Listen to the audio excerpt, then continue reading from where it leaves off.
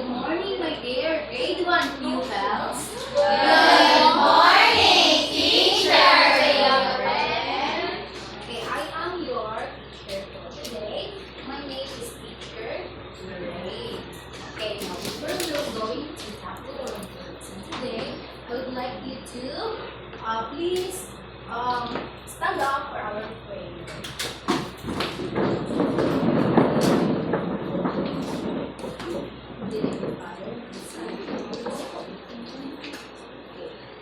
Again, good morning, my dear grade 1 pupils. Good morning, teacher Lorraine. How's your day, my dear grade 1? We're fine, teacher. Okay, I'm very happy that you are okay. And then, before you take your seats, can you please look around and pick up some pieces of paper under your chairs. Please realign your chairs properly. Are you done? Yes, teacher. Okay. You can now take your seats.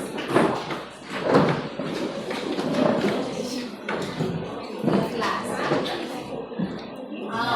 May I know if there is absence today in our class?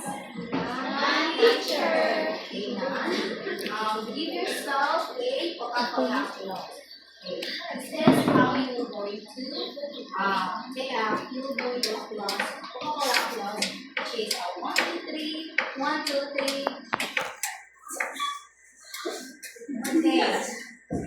Again. 1, 2, 3. 1, 2, 3. Okay, very good. Again, what are you feeling today? Be honest. Happy, teacher. Tired. Why? Because lack of sleep. Sleep is, you need to sleep properly, Monica, so that you can actively participate in our class. Okay, first day class, always remember that no matter how's going your day to day, is always put in your mind that when we're going to discuss about our topic today is it is all about the expressing, or art is all about expressing ourselves. Are you agree? Yes, teacher. Okay, please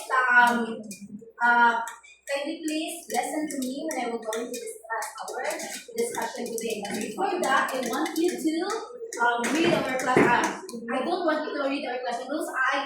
Me only, because it's time consuming. This is our classroom rules. I want you to listen properly. Okay, our classroom rules first is listen carefully when someone is speaking. So you need to listen to the teacher, and you need to listen also to your classmates when she or he will going to answer. And then raise your hand when waiting call before speaking. You need to raise your hand before speaking, or if you want to ask a question. Okay, do your best in every activity to earn a colorful star with corresponding points.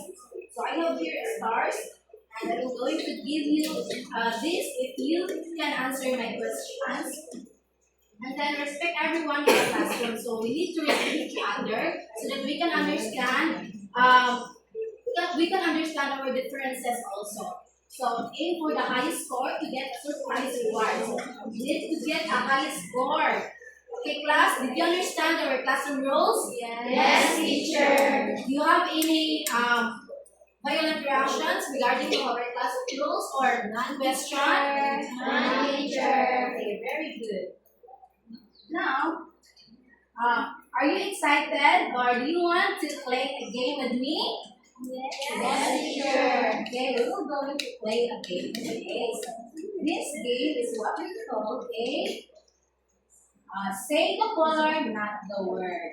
Okay, from the word say the color, not the word, I will present here in front a different word, which is, say for example, okay, I present here orange. There is a timer, so you need to make it loud. Then instead you say the word orange, you need to look the color. What color of the orange is? Red. Okay, red. So you need to You need to say the color. Okay, very good. Did you understand our mechanics of our game? Yes, teacher. Okay, everybody. The eyes on me. Eyes on you. Everybody, 1, 2, 3. Blue, green, orange, blue, red, What is that? white, Pink. gray, Green. green, Brown. red, Black. purple, yellow. Okay, that's all. Class, did you enjoy our activity? Again. Okay, again. Do you want more? Yes. Okay. Okay. Okay. Okay. 1, 2, 3. Red, blue, green, orange, purple,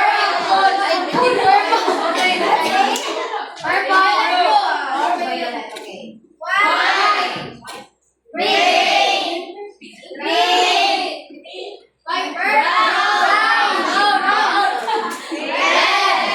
red, black, Lelo. Okay, that's all class. Did you enjoy our activity? Yes. So, I've also prepared another activity for you in class. Are you excited? Yes, teacher. Okay. Our activity is happy title Count the colors. We have here three colors. So there are red, blue, and yellow. We have here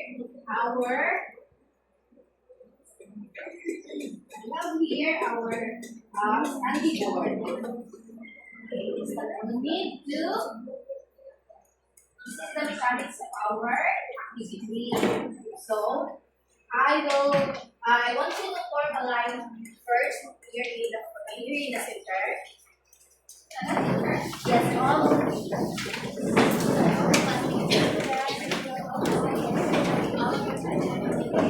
Please be careful.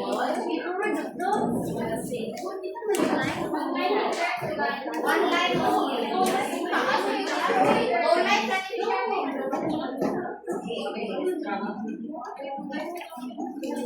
Everybody, please two lines. Two lines.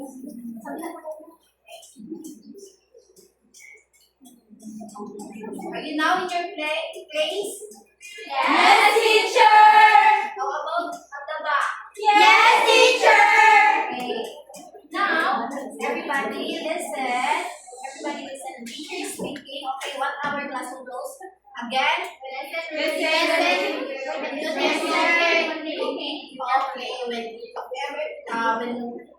teacher is talking, you need to listen to the teacher. Okay. This is what will you going to do, class? Like your grade 1, this is what will you going to do. So each of you will go here in front, one by one, and then the pupil will choose any color. So each of you will choose any color. Or there are 3 colors here, so you need to choose only one color, and then dip your thumb finger. Where is your thumb? Here. Okay, very good. You need to dip here in the color. Yes, all of you. You need to choose one color only. Okay? You need to dip your thumb finger here in the color. So what will you going to do is you need to after you dip your fingers or thumb finger here in the color, so you need to mark here in the sandy whiteboard. Okay, you need to Everybody listen. Will you two? Where are you still talking? The teacher's talking, class.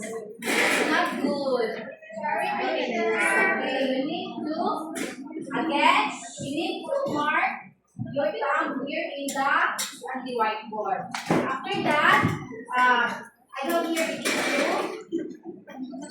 I prepared here a tissue to wipe your hands. Then you need to do it. After that, you need to return your place. And then the next pupils will be take their turn. Then the activity will be continued after that until the end. Okay, did you understand? Yes, teacher. Okay. When I say 1, 2, 3, go. The first people or the first pupils in line is go to the color. Take your thumb finger. Okay, 1, 2, wait for my 1, 2, 3, go. Yes. No.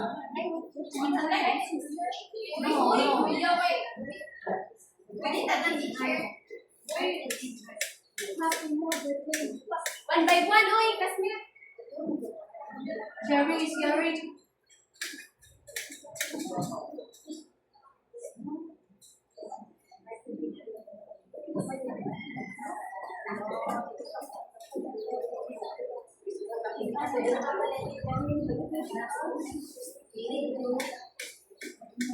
Be careful, class. Be careful.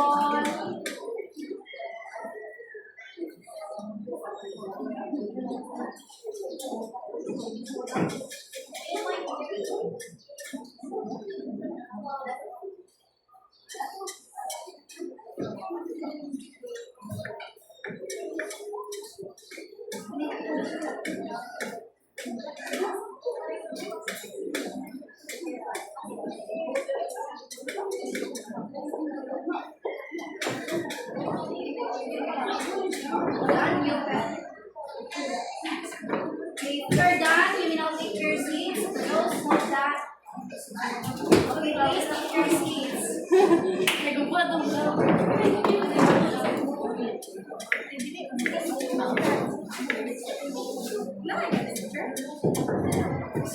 Dali na matanda siya.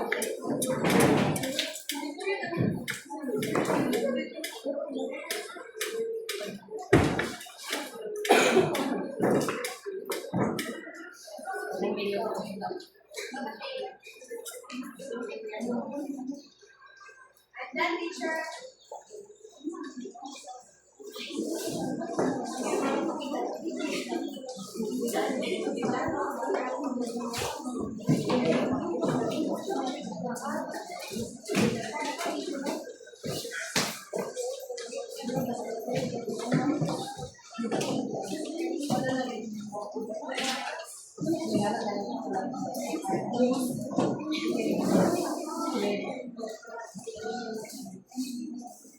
Okay, your seats.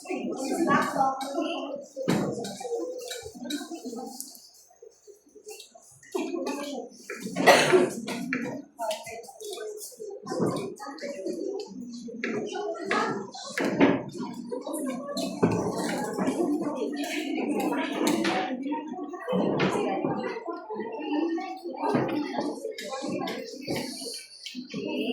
Please keep your seats properly. Where is your artwork using your thumb finger? Okay, do you want to see your art? Yes, teacher. Okay, show you here in the front. So this is your artwork using your thumb finger. Okay, class. Everybody listen. Okay, take a look to your artwork. Wow. Amazing. Marvelous. Okay, class. Now, from the activity that we did, everybody listen. Okay, I will not talk to you in front of your laptop. Okay, are you now okay? Yes. Okay. Now, what did you do or what did we do in the activity that we had earlier?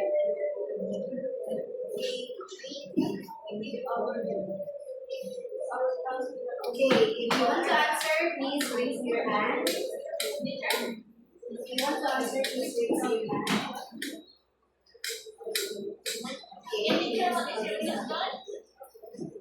What did we do in the activity that we had earlier? Let's tell this.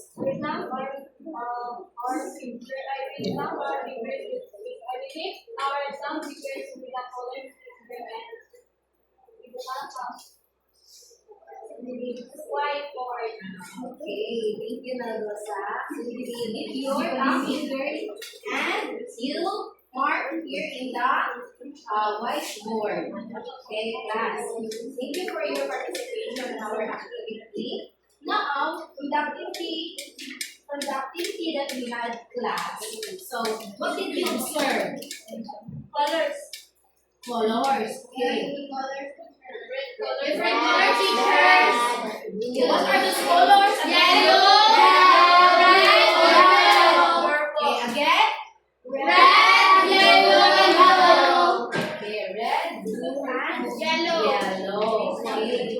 Those are the colors that we've used in our activity. Now, what did you think our topic for today? Primary colors. Color, very good. You have an idea, class. Our topic for today is what we call primary colors. Okay, what is primary colors? Do you have an idea what is primary colors? No, teacher. Okay, that's okay. Primary colors, class, is there are only three primary colors. So, the three primary colors is what we call red color, yellow, and blue. Okay, those are the three primary colors. Again, what are the three primary colors? Red, yellow, and blue. Very good. Red, yellow, and blue are the three only primary colors. Okay. Now, from the primary colors of red, green, yellow, and blue, can you please observe in the classroom or did you find color red in your house or anywhere around you? Did you find any color red? Yes. Okay, this one, this is color red. Okay. Another example. Color red. Rose is seen around you. Rose. Apple. Yes.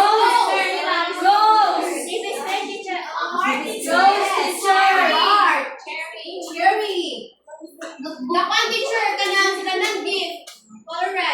Okay. Get back. Rose. Yes. There are different colors that we see in our and around us. Okay. So the red colors are you see in outside of our classrooms, here in inside of our classrooms, or we wear it every day. Okay. Now, how about the yellow colors? Did you see? Yes. Yellow Yes, this one. Another.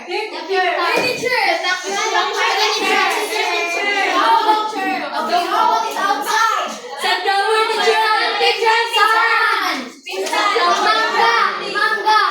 Mango, okay. Sunflower. Yes, there are a lot of yellow color that we've seen around us. Yes. Oh, yeah. Correct, Dali. So there are a lot of yellow colors that we've seen around us. Now, how about the blue color? Did you see blue color?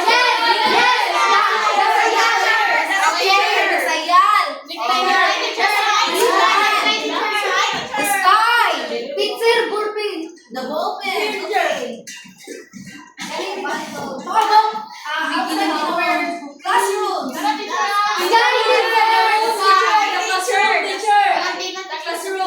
classroom. Very good. This color blue. There are a lot of color blue that we've seen around us.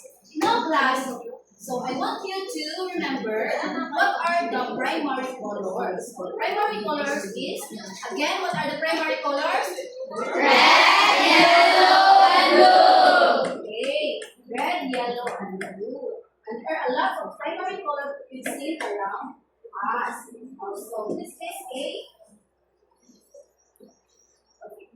okay, this is example. Okay, color red. Okay, this one. Firecracker, very good. Strawberry. Stop strawberry. Okay, there are the logo color red. Okay, very good class. So there are a lot of things that we see have the color red. How about color yellow?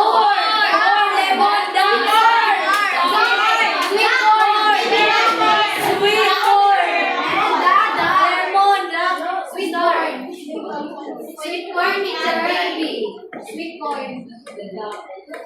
Little corn. Okay, there are sweet corn and the lemon and the star. There are the color yellow. Okay. Did you see color yellow inside our campus?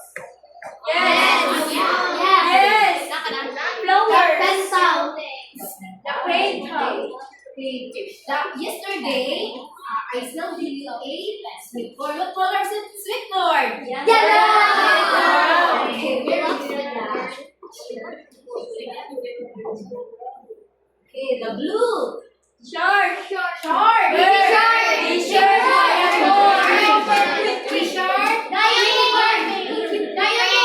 Yes, and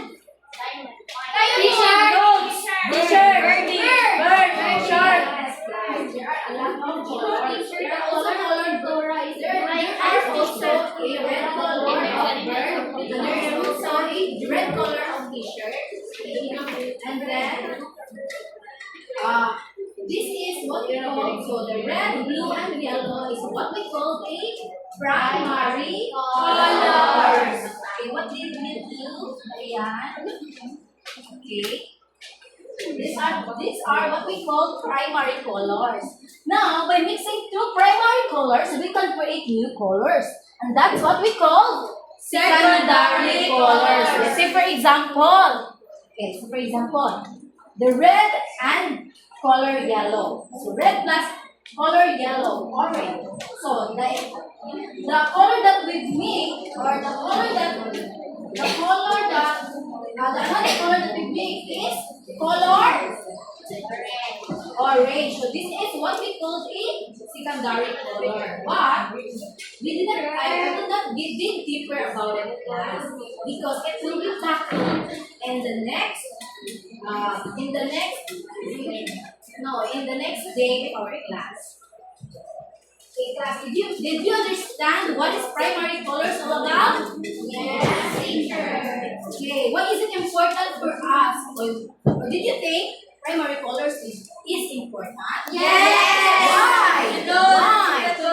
And yes, who wants to answer? Raise your hand. Gives life. Raise your hand. Ako. Okay, Daphne. It gives life in everything. Okay. Gives life in everything. Love Daphne. You have a point. So it gives life of everything when we use the primary colors. Okay, imagine class, if we don't have colors, or if we don't have the colors we've seen around us, what did you see? Black and white. Black and white. Okay, can you please close your eyes? Yes. Close your eyes. Okay, close, all of you will be close your eyes. Okay, open your eyes. Oh, what did you see? Colors. Red color. When you close your eyes, what did you see? Nine. Oh, yes, that's you see. If there is no color, there is no color In our life. in our life. Okay, Daphne. If there is no color, that our ancestors means. or the researchers make so. Now, why do you think is primary colors is important? Because it is the beginning of the Yes, sir. Another answer. Another answer. Why do you think primary color is important?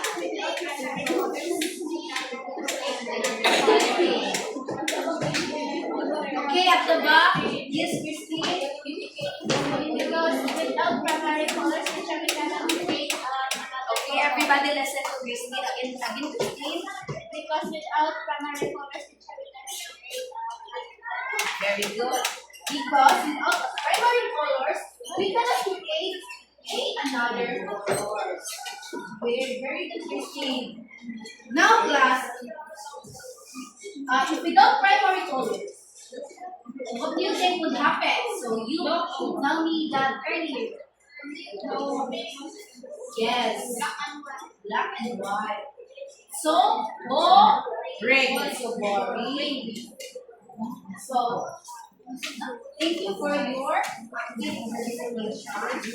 Now I want you to remember that without primary colors, the artist or even you yourself will make an artwork, so you cannot make an artwork have a beautiful colors or lovely colors or output. You cannot make a beautiful output. So this is very important for the artist and as well as for us and also to you, my students. So please put it in your heart and in your mind that a primary colors, so without a primary colors, we cannot make another colors. And do you know, class, that primary colors is also what we call a basic colors, because all colors can be mixed in the primary colors and create another color. You understand? Yes, sir. Okay. Now I will give you a in order for me to take your knowledge or of your learning or discussion today. So I will give you I will update your learning. Okay, this is our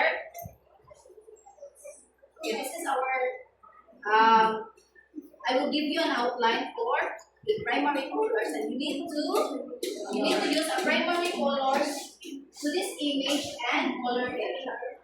Okay, so this is the image, and you need to use the three primary colors to color the image. Okay, are you done? This is the rubrics power. Done, teacher. Okay.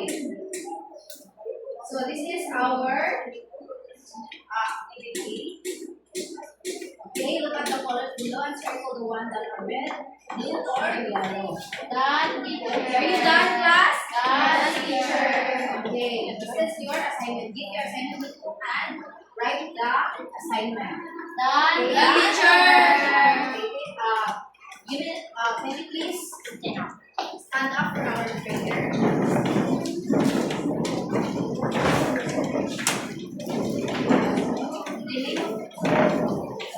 In the name of Father, and of the Son, and of the Holy Spirit. Goodbye and thank you, my dear grade 1 pupils.